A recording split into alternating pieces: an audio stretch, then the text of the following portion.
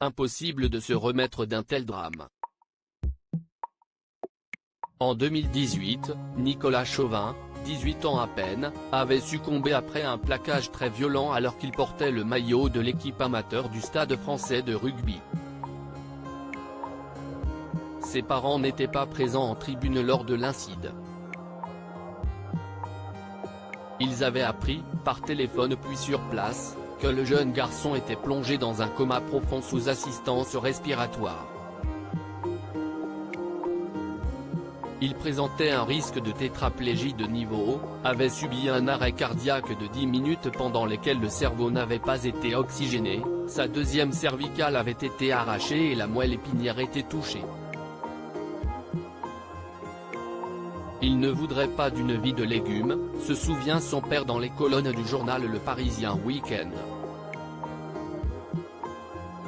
Quelques heures après l'accident, Nicolas Chauvin se trouvait en mort cérébrale.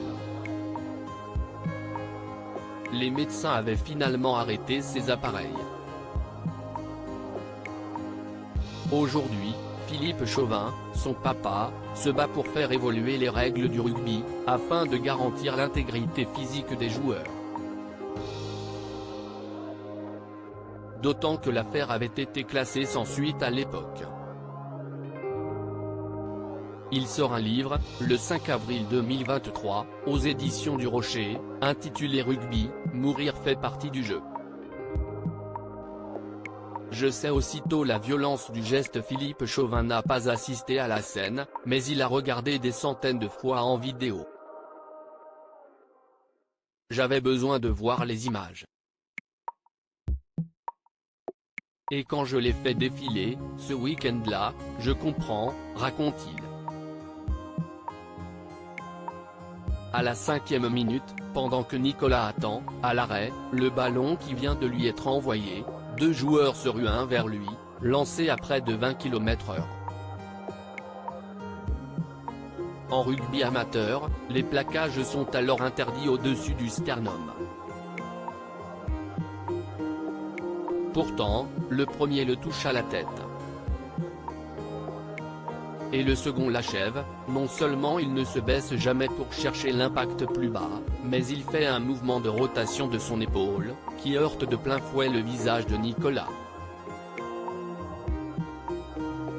J'entends un cri d'effroi dans les tribunes, je sais aussitôt la violence du geste.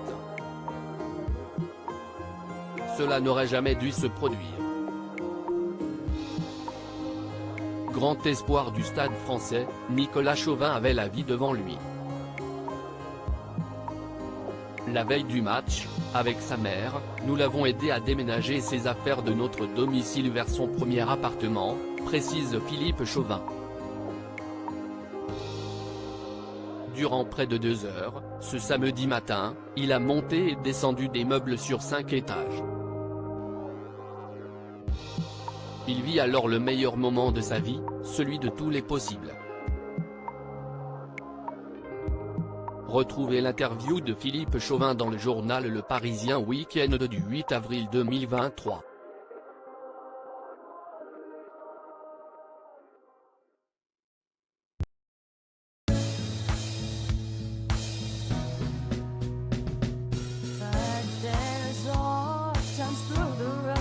I think you